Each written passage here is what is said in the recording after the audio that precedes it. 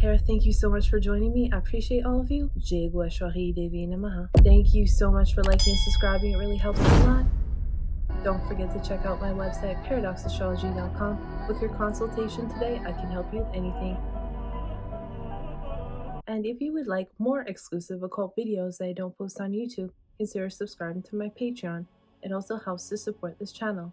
Okay, just a very quick video and just a very simple technique how you can use your D1 chart with your D9 chart and kind of put all the pieces together. So Deepanshu Giri, who runs Lunar Astro, he says it like this: the Rashi chart is all about the opportunities in life. So that's your birth chart.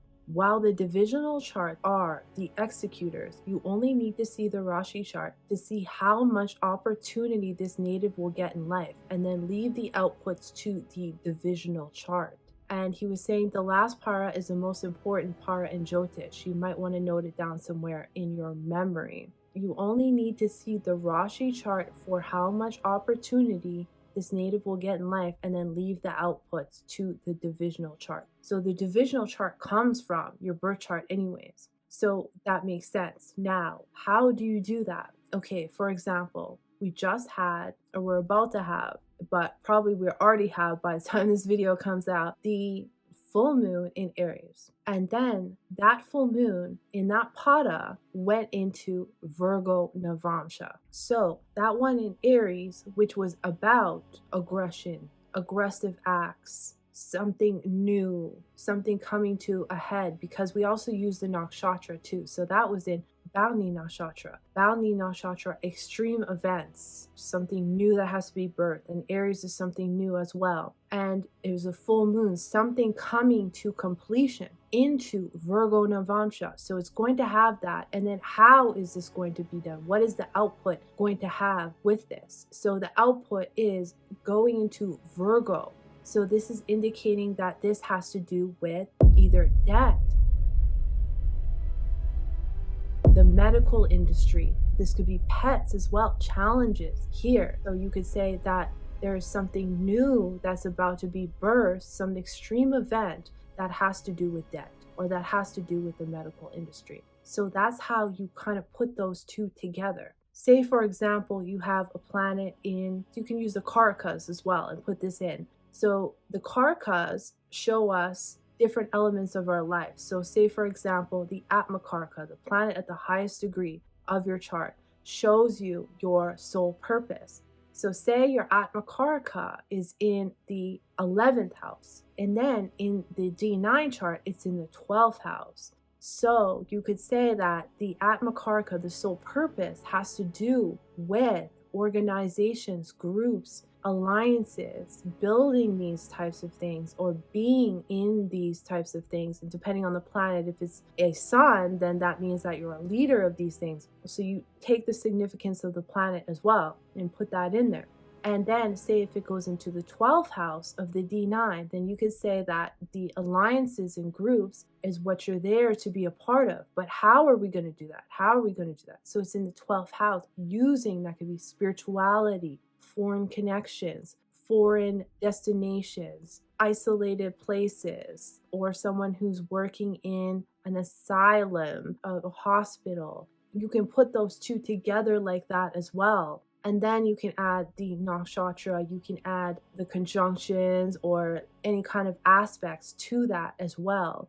So it's about putting these things together. Now, so that's why it's important that you use the padas. So the padas will show you where it goes into the Navamsha chart.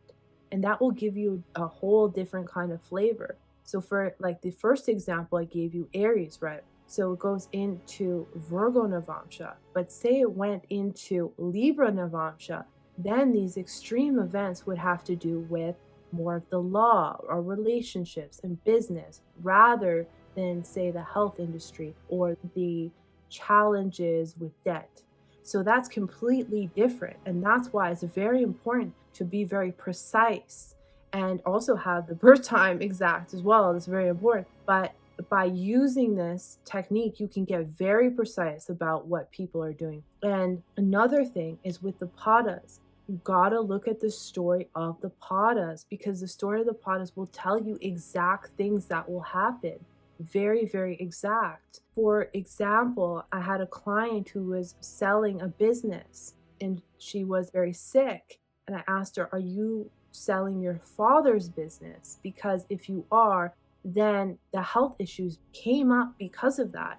So if you solve this issue with your father because he doesn't want the business sold, if you somehow can solve this, then your health issues will disappear. And she said yes. So these are very precise things, because it says that there is a sale of a father's business in this pada, and that the person will develop health issues if the father doesn't want it sold.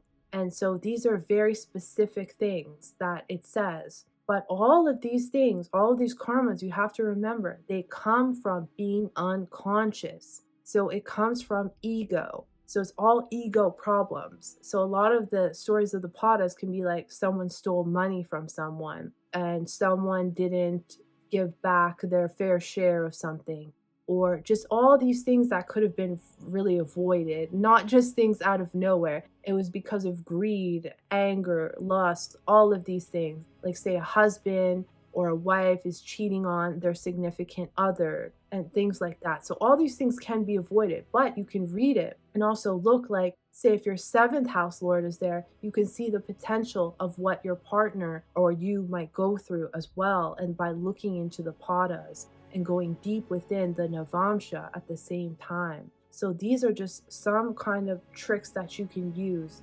to use the D1 and the D9 with the padas, the nakshatras, the houses, and the zodiac signs. So thank you so much for watching. I appreciate all of you, and I'll see you in the next one.